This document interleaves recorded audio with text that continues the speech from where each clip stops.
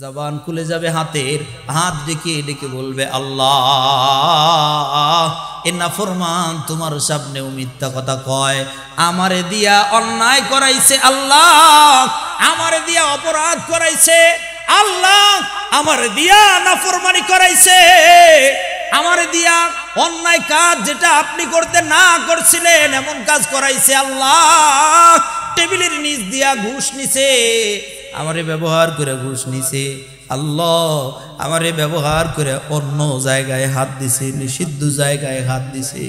মালিক রে আজকে আমি তোমার দরবারে সাক্ষ্য দিলাম, এ নাফরমান রে তুমি জাহান্নামের বাসিন্দা বানায়া দাও। ঘরের দরজা লাগায় দিয়েছে, ঘরের দরজা লাগায়া মনে করছে দুনিয়ার কেউ তো আমারে দেখে না, পৃথিবীর জমিনের কেউ এখন আমারে দেখে না, কিন্তু গোলাম মনে রেখো দুনিয়ার সবার চোখ ফাঁকি দেওয়া যায়, কিন্তু আল্লাহর চোখ ফাঁকি দেওয়া যায় না। আছে না কিরামান কাতিবিন ইয়ালামুনা মা তাফআলুন, আল্লাহ তাআলা দুইটা ফেরেশতা নিযুক্ত করে দিয়েছে, যা করবা সব লিপিবদ্ধ করে ফেলবে, যা করবা সব কিন্তু লিপিবদ্ধ করে ফেলতেছে। আবার একদিন তোমার সামনে এটা দেওয়া হবে, ওই দিনটা কিন্তু তোমার জন্য বড় ভয়ঙ্কর হবে। দোস্তরি সিসি ক্যামেরা থাকলে সে অফিসের ভিতরে, আর সিসি ক্যামেরা যে অফিসের ভিতরে আছে এই জায়গায় কিন্তু প্রকাশ্যে ক্যামেরার সামনে আর অন্যায় অপরাধ করে না, কি ঠিক না? অফিস আদালতে যে জায়গায় সিসি ক্যামেরা আছে, কড়া নজরদারি যে জায়গায় আছে, এই জায়গায় সিসি ক্যামেরার ভয়ে, এই ক্যামেরার ভয়ে আর অন্যায় অপরাধ এখানে করে না, যদি করে তো গোপনে গিয়ে করে, সামনাসামনি নেয় না। যদিও ঘুষ খায় টেবিলের নিচ দিয়া চোরের মতো চুরি করে খায়, সামনাসামনি খায় না, কন্যাকা ঠিক না? ঘুষ যদি খায় টেবিলের নিচ দিয়ে নেয়, অথবা সে হাতই দেয় না, হঠাৎ করে বলছে কোনো রকম সিস্টেম করে এটা ভিতরে থুয়ে যাও, কোনো রকম সিস্টেম, এটা হাত দেওয়া যায় না। কেন? সরাসরি হাত দিলে ও যদি হাত দেয় ওই সিসিটিভি ক্যামেরার ভিতরে ফুটেজ থেকে যায়, এটার লেগে সরাসরি নেয় না, চুপ করে এখানে নেয়, অথবা অফিস থেকে বের হয়ে গিয়ে অন্য জায়গায় টাকা লেনদেন করে, অফিসের ভিতরে নেয় না। জিজ্ঞাসা করে এখানে নেন না কেন? এখানে নেই না, কারণ হলো ওখানে ক্যামেরা আছে, বেটা ক্যামেরার সামনে নেওয়া যাইব, ক্যামেরার সামনে নেওয়া যায় না, ক্যামেরার ভয় কলজার ভিতরে আছে। কিন্তু আল্লাহ তাআলা ডেকে ডেকে বলে, বান্দা যেখানেই তুমি যাও না কেন, যে জায়গায় যাও না কেন, তোমার জন্য আমি আল্লাহ ক্যামেরা সেট করে রাখছি। কিরামান কাতিবিন, দুইটা ফেরেশতা দুই কাঁধের ভিতরে তোমার জন্য আছে। সম্মানিত ফেরেশতা দয় আছে না নাই? একদিন সব বের করে দিবে, সব একদিন বের করে দিবে, এমন করে সামনে দিয়ে ডাক দিয়ে বলবে, আয় আয় আয় আজকে হিসাবের কাঠগড়ায় আয়। হিসাবের কাঠগড়ায় দাঁড়াবেন, আপনি বলবেন এইরকম অন্যায় অপরাধগুলো কি লেগে করছিস, টাস করে বলে ফেলবে, আল্লাহ এগুলো আমি করি নাই, ওই যে ওই জায়গায় চুরি করছিলি, ওই জায়গায় ঘুষ খাইছিলি, ওই জায়গায় সুদ খাইছিলি, ওই যে ওই রাস্তার উপরে এখানে মেয়ে মানুষের সাথে উল্টা পাল্টা কাজ করছিলি, ওই যে রুহাই মাহফিল হচ্ছিল, এই মাহফিল হওয়া এদিকে ওয়াজ হইতেছে, ওইদিকে অন্যায় অপরাধ করছিলি, বল কি লেগে করছিলি? টাস করে বলবে, আল্লাহ এগুলো আমি করি নাই, আমি না আল্লাহ আমি এটা করি নাই, আমি করি নাই আল্লাহ। যখন বলবে আমি করি নাই, রব্বুল আলামিন ডাক দিয়ে বলবে, এই ওর কিতাবটা ওরে দে। সারা জিন্দেগি ভর যে আপনার এই কিরামান কাতিবিন সম্মানিত ফেরেশতা দয় আপনার জিন্দেগি যে লিখতেছে, এই যে লিখতেছে, সুন্দর করে লিখছে, কোথায় কি করেছেন সব কিছু লিপিবদ্ধ আছে। ডেকে ডেকে বলবো আর কিতাবটা ওর হাতের ভিতরে দাও। সুন্দর করে হাতের ভিতরে একটা কিতাব নিয়ে এসে দিবে, এমন হাতের ভিতরে একটা কিতাব নিয়ে এসে এমন করে দিবে, ধরো এটা তোমার বই, পড়ো। আল্লাহ তাআলা ডেকে ডেকে বলেন, ইকরা কিতাবাক, পড়ো। এই তো তুই এটা কিতাবাক, এটা তোর কিতাব, পড়, তুই তোর কিতাব পড়। কাফা বিনাফসিকা আল-ইয়াওমা আলাইকা হাসিবা, বান্দা তুমি তোমার কিতাব পড়ো, তোমার হিসাবের জন্য তুমি যথেষ্ট হয়ে যাবা। পড়ো পড়ো, তুমি তোমার কিতাব পড়ো। ও তখন কিতাবের দিকে নজর বুলাইবে, চোখ বুলাইবে, চোখ বুলাইবে, চোখ এমন করে দেখে দেখে ডাক দিয়ে আল্লাহ তাআলারে বলবে, আল্লাহ এটা কেমন একটা কিতাব গো, এটা কেমন একটা কিতাব।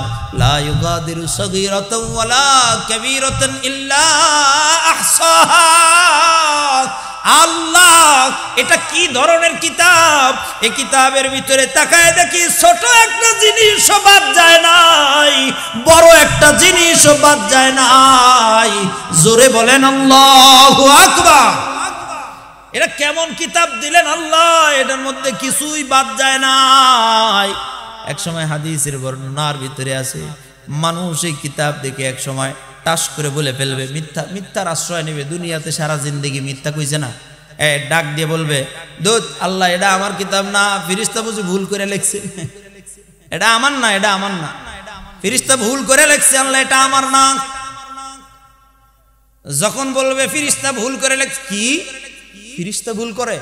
না না না, এটা আমার না, আমি এই কাজ করি নাই, এটা আমার না। আহা সে সময় আল্লাহ রাব্বুল আলামিন ডেকে ডেকে বলবে, এরে যা, ওর জবানটা বন্ধ হয়ে যাক। যেই মুখ দিয়ে বলবে এটা আমার না, সাথে সাথে জবান বন্ধ হয়ে যাবে। আল্লাহ তাআলা ডেকে ডেকে বলেন, আল-ইয়াওমা নাখতিমু আলা আফওয়াহিহিম ওয়া তুকাল্লিমুনা আইদিহিম ওয়া তাশহাদু আরজুলুহুম বিমা কানু ইয়াকসিবুন। আল্লাহ তাআলা ডেকে ডেকে বলে, ওই দিন, ওই বিপদের সময়, ওই মুসিবতের দিন তার এ হাতের জবান খুলে দেওয়া হবে, হাতের জবান খুলে দেওয়া হবে। অতুকাল্লিমুনা আইদিহিম, তাদের হাত সেদিন কথা বলবে। ওয়াতাশহাদু আরজুলুহুম, তাদের পাগুলো তাদের সাক্ষ্য হয়ে যাবে। এ পাগুলো তাদের সাক্ষ্য দিয়ে দিবে, হয়তোবা পক্ষে সাক্ষ্য দিবে অথবা বিপক্ষে সাক্ষ্য দিবে। জবান খুলে যাবে হাতের, হাত ডেকে ডেকে বলবে, আল্লাহ এ নাফরমান তোমার সামনেও মিথ্যা কথা কয়, আমারে দিয়া অন্যায় করাইছে, আল্লাহ আমারে দিয়া অপরাধ করাইছে, আল্লাহ আমারে দিয়া নাফরমানি করাইছে, আমারে দিয়া অন্যায় কাজ যেটা আপনি করতে না করছিলেন এমন কাজ করাইছে। আল্লাহ টেবিলের নিচ দিয়া ঘুষ নিছে, আমারে ব্যবহার করে ঘুষ নিছে। আল্লাহ আমারে ব্যবহার করে অন্য জায়গায় হাত দিছে, নিষিদ্ধ জায়গায় হাত দিছে। মালিক রে, আজকে আমি তোমার দরবারে সাক্ষ্য দিলাম, এ নাফরমান রে তুমি জাহান্নামের বাসিন্দা বানায়া দাও। পা সাক্ষ্য দিবে, পাও পাও পাও। আমার ভাই যে কয়জন বসছেন এটা বুঝেন, এই পাও সাক্ষ্য দিবে। কোথায় কোথায় যান, কোথায় কোথায় গিয়েছেন, কোথায় গিয়ে নিষিদ্ধ কাজে হাত দিয়ে করেছেন, এটার সেদিন রবের সামনে এটা দাঁড়ায়া ডাক দিয়ে বলবে, আল্লাহ তোমার এই নাফরমান গোলাম আমারে দিয়ে নিষিদ্ধ কাজ করাইছে। আল্লাহ এ পা সাক্ষ্য দিবে, আল্লাহ এ বলতেছে যায় নাই, আমি সাক্ষ্য দিলাম, আমারে ব্যবহার করে এই নিষিদ্ধ জায়গায় আমারে ব্যবহার করে বেটাই গেছে। আল্লাহ তোমার দরবারে দরখাস্ত, এই নাফরমানকে জাহান্নামে পাঠাও, জাহান্নামে পাঠাও। দোস্ত ওই দিনটা বড় ভয়ঙ্কর হবে। এর কারণে রব্বুল আলামিন ডেকে ডেকে বলতেছে, গোলাম ইত্তাকুল্লাহ, যে জায়গায় থাকো না কেন, যেখানে থাকো না কেন, যে অবস্থায় থাকো না কেন, আমি আল্লাহর ভয় করে চলবা, আল্লাহর ভয় কুলজার ভিতরে নিয়ে চলবা। যেখানেই থাকো না কেন, যেখানেই যাও না কেন, কসম আল্লাহ, যাদের কলিজার ভিতরে আল্লাহর ভয় থাকবে, যাদের অন্তরের ভিতরে আল্লাহ তাআলার ভয় থাকবে, অন্তরে যাদের আল্লাহর ভয় আছে, আর কিছু হইতে পারে এ মানুষদের দ্বারা অন্যায় আর অপরাধ হইতে পারে না। বলেন তো আল্লাহর সামনে দাঁড়ানো লাগবে কি লাগবে না? লাগবে না? যেদিন আল্লাহর সামনে দাঁড়ানো লাগবে ওই দিনটারে ভয় করেন। আল্লাহ তাআলা বলেন, ভয় করে চলবা, ভয় করে চলবা। এ দুনিয়ার মানুষ শুনো, আল্লাহর ভয় এটা বড় ইবাদতের নাম। আল্লাহর ভয়, আল্লাহর ভয় যাদের ভিতরে আছে পৃথিবীর জমিনের ভিতরে তারা বড় সফল কাম। যারা এই পৃথিবীর জমিনের ভিতরে আল্লাহরে ভয় করে চলছে তারাই দুনিয়াতে সফল। আর যারা আল্লাহরে ভয় করে চলে নাই, এ দুনিয়াও তাদের ধ্বংস, আখিরাতের জিন্দেগিও তাদের শেষ, দোনো জাহান শেষ। যাদের ভিতরে আল্লাহর ভয় নাই, কসম আল্লাহর, দোনো জাহান শেষ, দোনো জাহান শেষ। কেমনে? যাদের ভিতরে আল্লাহর ভয় নাই, আল্লাহর ভয় যাদের ভিতরে নাই, ওরা অন্যায় অপরাধের ভিতরে লিপ্ত হয়ে যায়। আর মনে রাখো, যারা অন্যায় অপরাধের ভিতরে লিপ্ত হয়ে যায়, পৃথিবীতে সবকিছু থাকতে পারে, তারপরে ওদের কলজার ভিতরে শান্তি থাকে না, শান্তি উঠায়া যায়, শান্তি উঠায় নেয় আল্লাহ, শান্তি থাকে না। যারা আল্লাহরে না মেনে চলে, যারা আল্লাহর ভয় কলজার ভিতরে না নিয়ে চলে, যারা আল্লাহ থেকে তাদের মুখ টানে সরায় নেয়, আল্লাহর শরম থেকে, আল্লাহর ভয় থেকে যারা তাদের মুখ টানে সরায় নেয়, আমার আল্লাহ ওদের জীবনটা সংকীর্ণ করে দেয়, ওদের জীবনটা সংকীর্ণ হয়ে যায়, ওদের জীবনটা বড় চাপা হয়ে যায়, ওদের জীবনে বারবার মুসিবত চলে আসতে থাকে, ওদের জীবনে বারবার মুসিবত চলে আসতে থাকে। কিন্তু মুসিবত যে কেন আসে বেটায় টেরও পায় না। কলজার ভিতরে শান্তি নাই, শান্তি যে কেন নাই এ টেরও পায় নাই, এ টেরও পায় নাই, জানেই না যে এর শান্তি নাই কিনলে, ও বুঝেই না যে শান্তি নাই কির জন্য। আরে ভাই, আপনি গোটা রোহাইয়ের ভিতরে আপনি খোঁজ নিয়ে দেখেন তো, একদম ফুলফিল ভাবে ভালো আছে এরকম মানুষ তালাশ করেই পাওয়া বড় মুশকিল। কি বলেন, ঠিক না? একটা না একটা সমস্যা আছেই, সমস্যার অভাব নাই। নিজে ভালো আছে, বউ অসুস্থ, বউ ভালো আছে, ছেলে অসুস্থ, ছেলে ভালো আছে, মেয়ে অসুস্থ, মেয়ে ভালো আছে, মা অসুস্থ, মা ভালো আছে, বাপ অসুস্থ, বাপ ভালো আছে, ইনকাম নাই, ইনকাম আছে, রুজি নাই, রোজগার নাই, রুজি আছে, রোজগার আছে, ইনকাম আছে, সব ভালো আছে, খাইতে পারে না, ডাক্তার না করে দিছে। সমস্যা একটা না একটা আছে। এই কাকা কোন ঠিক না? সমস্যা একটা না একটা আছেই। আসলে মূলত সমস্যাটা কোন জায়গা থেকে, কেন এই সমস্যা হয়েছে, এটা আগে ফাইন্ড আউট করেন। মানুষের অশান্তির কারণ কোন জায়গায়, অশান্তির কারণ আল্লাহ কোরআনুল কারীমের মধ্যে একটা জায়গায় সুন্দর করে বলে দিছে। জানো তোমাদের অশান্তি হয় কেন? জানো তোমরা এত মুসিবতের মধ্যে তোমরা পড়ো কেন?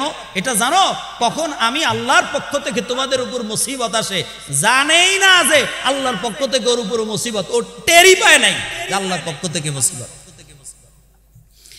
আল্লাহ তাআলা পবিত্র কোরআনুল কারীমের মধ্যে বলেন, ওমান আ'রাদা আন যিকরি ফাইন্না লাহু মাঈশাতান দানকা। হ্যাঁ, আল্লাহ রাব্বুল আলামিন বলেন, ওমান আ'রাদা আন যিকরি ফাইন্না লাহু মাঈশাতান দানকা ওয়া নাহশুরুহু ইয়াওমাল কিয়ামাতি আ'মা। আল্লাহ রাব্বুল আলামিন ডেকে ডেকে বলেন, ওমান আ'রাদা আন যিকরি, যে আমার জিকির থেকে দূরে চলে যায়, যে আমার কোরআন থেকে দূরে সরে যায়, যে আমার কোরআন থেকে মুখ ফিরিয়ে নিচ্ছে, যে আমার ভয় থেকে মুখ ফিরিয়ে নেয়, যে আমি আল্লাহ থেকে যে মানুষগুলো মুখ ফিরিয়ে নেয়, ফা ইন্না লাহু মাঈশাতান দানকা, আমি আল্লাহ ওর জীবনটাকে সংকীর্ণ করে দেই। আল্লাহ বলছে আমি ওর জীবনটারে সংকীর্ণ করে দেই। আমার কাছ থেকে যে মুখ ফিরায় নিয়ে চলে যায়, এই মনে রেখেন, যে আমার ইবাদত আল্লাহর কাছ থেকে মুখ ফিরায় নেয় মানে কি? আল্লাহরে ডাকে না, আল্লাহর ইবাদত করে না। আমার কোরআন থেকে যে মুখ ফিরায় নেয়, আমার কোরআন থেকে যে লোকটা মুখ ফিরায় নিছে, আমার দেওয়া এই কোরআন থেকে যে মুখ ফিরায় নেয়, আমি আল্লাহ ওর জীবনটারে সংকীর্ণ করে দেই।